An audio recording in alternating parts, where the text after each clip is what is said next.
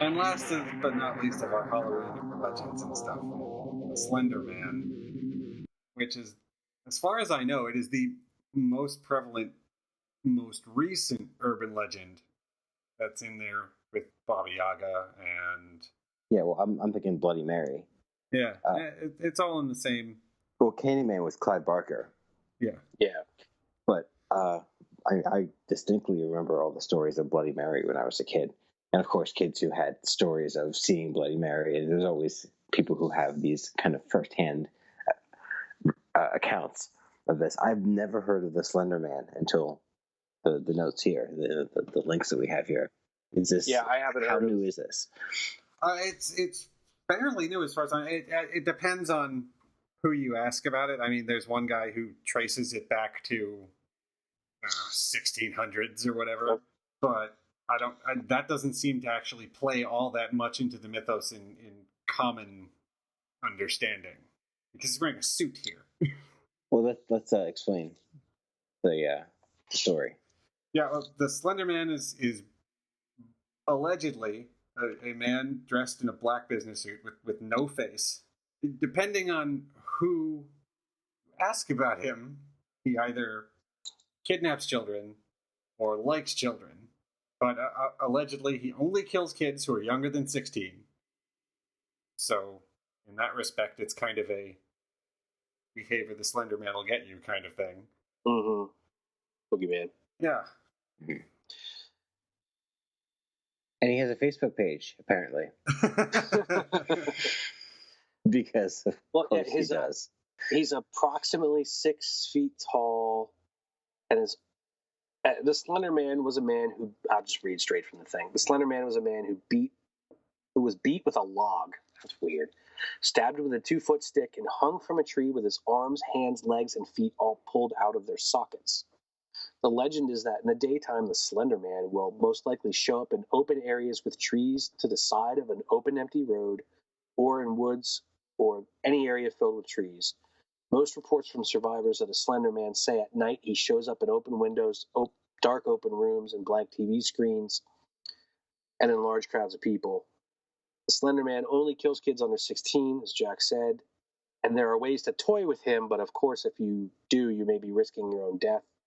His arms, legs, fingers, and toes will all stretch so that he is up to 34 feet tall with a bone-breaking sound. If he appears to you, turn away. He has the power to control your body. When you wake up, you will be tied up, laying down in the woods where he was killed. A 500, this is so specific. I know, it's so weird. 147-pound log will be hanging over your head and he will ask you a question. If you get the answer right, he will break both your arms and legs. If you get it wrong, he will slowly stick his fingers down your neck and pulls out your heart. So he's Mr. Fantastic, essentially. With a bad fucking attitude. Of doom. I do love how specific it gets, though, because I mean that's what makes a good, horror story is. 540. It's not a 548-pound log. It's not a 546-pound log. 547. That's weird. It is weird. It's somewhat, as a modern myth. I'll also introduce. I know the Mothman, because it was a horrible Richard Gere movie about the Mothman prophecy. But the Mothman was a 7-foot tall Mothman. It was Arthur from The Tick. The fucking thing keeps using the phone. The whole movie, the telephone keeps ringing, and it's this like alien angel thing that's using the fucking landline telephone. It has superpowers and divination, but it still uses fucking AT&T. The Mothman's not bad. I guess he just scares everybody because he's a giant Mothman. But there's a Mothman statue in Point Pleasant. That's creepy. There's a Superman statue in Metropolis, Illinois. That doesn't make him real either. There's a Jesus statue all over the place. That doesn't make him. I love how amazingly prevalent these kind of urban legend things become. It's up there with the kitties in the bathtubs and And the razor blades and the apples. They just kind of perpetuate. Yeah, they touch on some paranoid instinct inside of people. They fear it because they're afraid that if they know about it, that'll make it more real. Mm-hmm.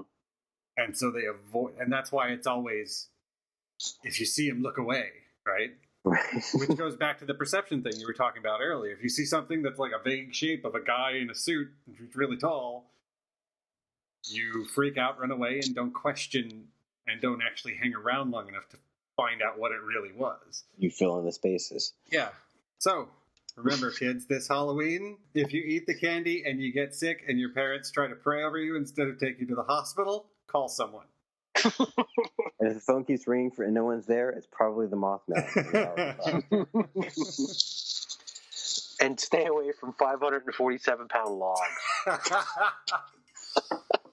Actually, if there's a man in a black suit in the woods on Halloween, you probably just shouldn't go near him anyway. Yeah. That's kind of a given. Yeah. Why are you in the woods?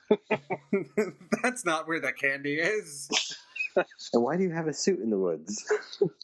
Oh, you know what we didn't bring up? What? Jesus Ween. Jesus Ween. Oh, no. We totally forgot about Jesus Ween. Yeah, let's do it. All right, so let's quickly. I mean, this isn't new. This came up. So the first time I ever saw it was last year. The Christian alternative to Halloween, because, we're all sitting heathens that worship Satan.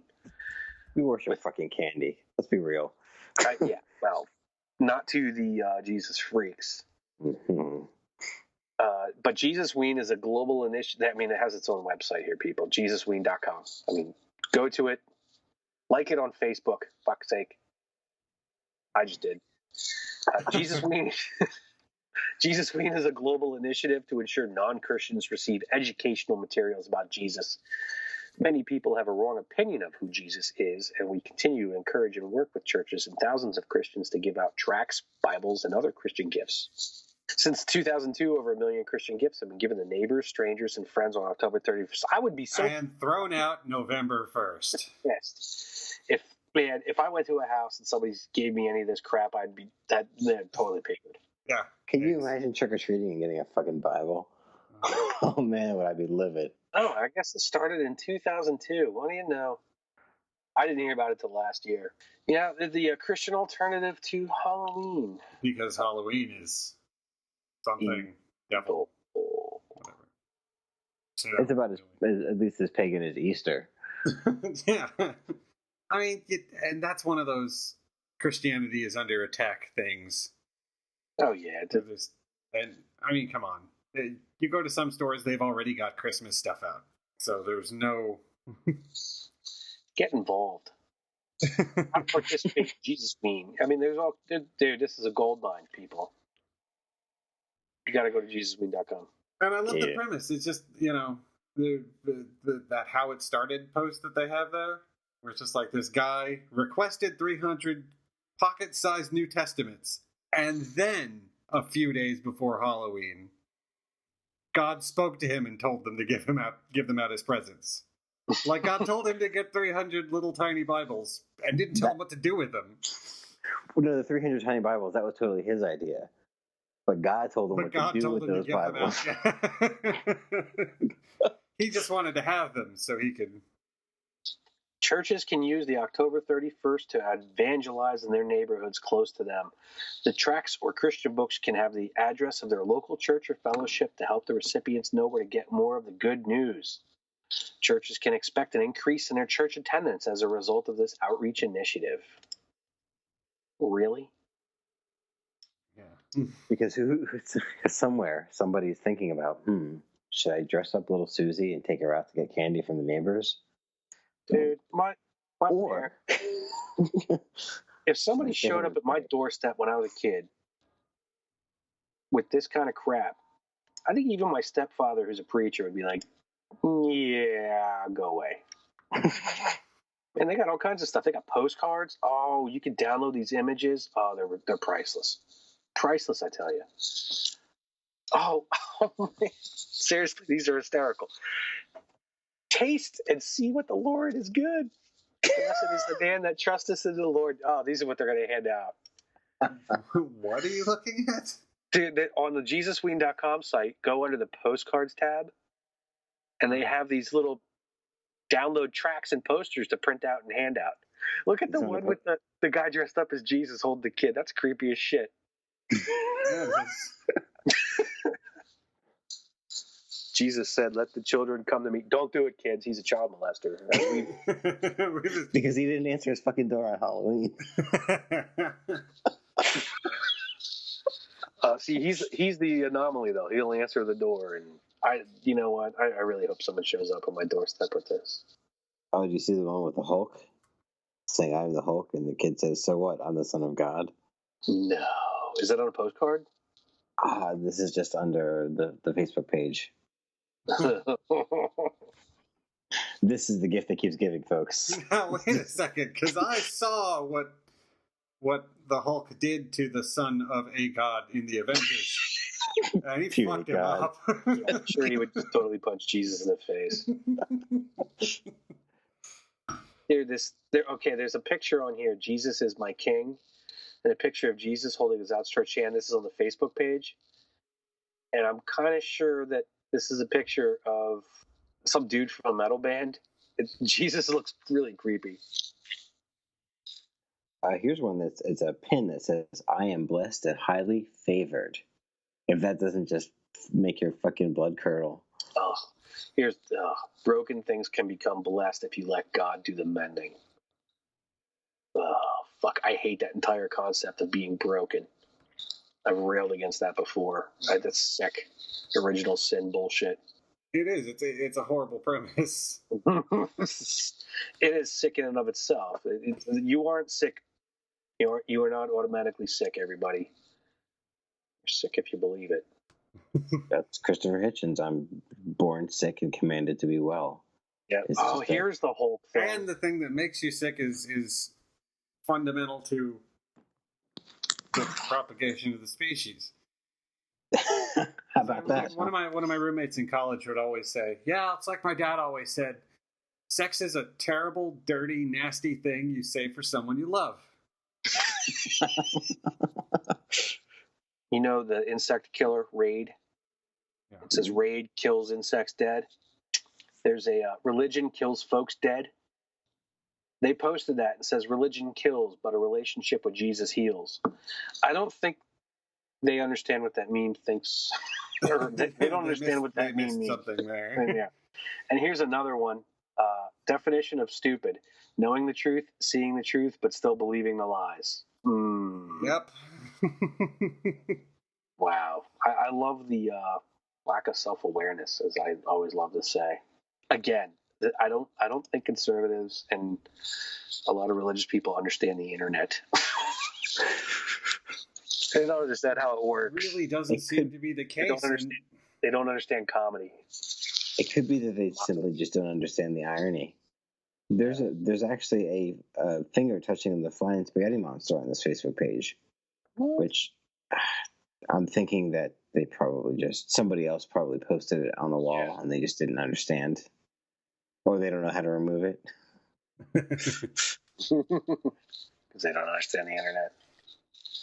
Well, I mean, not understanding Facebook is perfectly reasonable. I'm not even going to make a judgment call on that one. That's a good point. Secret Behind My Success by Tyler Perry. What? Because he's hugely, very, very Christian. But Secret Behind My Success, putting civil rights back by 40 years, according to Spike Lee. You ever hear that? Spike Lee hates the man. I don't disagree. I don't understand Tyler Perry at the least.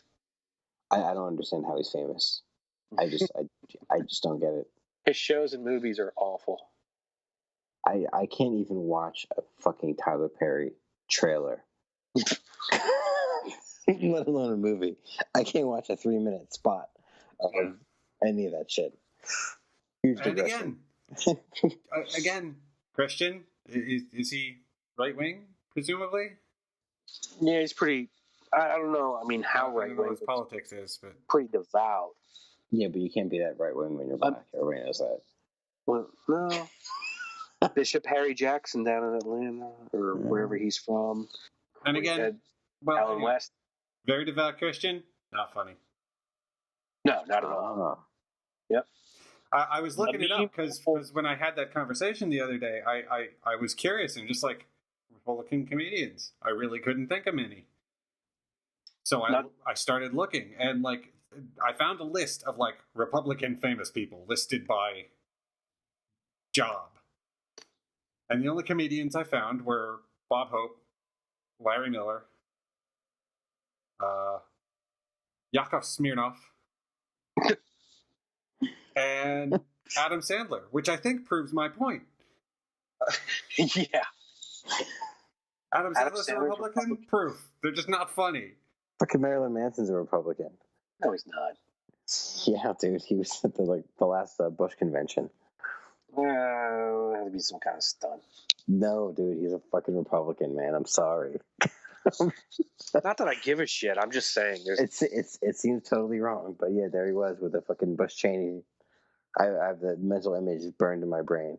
Well, I'd very readily believe that Marilyn Manson is a fiscal conservative. That wouldn't shock me at all. No, he's from like Iowa anyway, right? No, Ohio, I believe. What was his family? Yeah. On the other hand, I have heard like he's not. I don't think he's particularly socially conservative. No, like I heard a story once. Somebody they saw him at the airport, and he had to apologize to a whole bunch of people because their kids were around because he just wrote the word "fuck" on his face. And somebody asked him about it, and his logic for it was absolutely brilliant. He said, "Well, look, I'm tired of paparazzi taking pictures of me. If they take a picture of me with the word fuck on my face, they can't sell it to anybody to publish." That's fucking cool. That's genius. Actually, completely random. Daniel Radcliffe, the fucking Harry Potter kid, when he was on, I guess it wasn't Broadway, but the equivalent of that, he did that stage show. Equus. Yeah. He would wear the same outfit. He wore the same outfit every day, so that after a couple of days, any photographs of him were useless. That's really fucking genius. Not that I will ever get to put any of that knowledge into use. No, not at all. I think we've officially exhausted. Killed it. Yeah.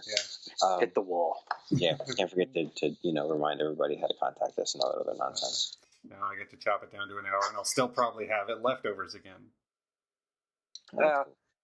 So we'll just put all that together at some point. So I'm thinking we'll do like an outtake show one week.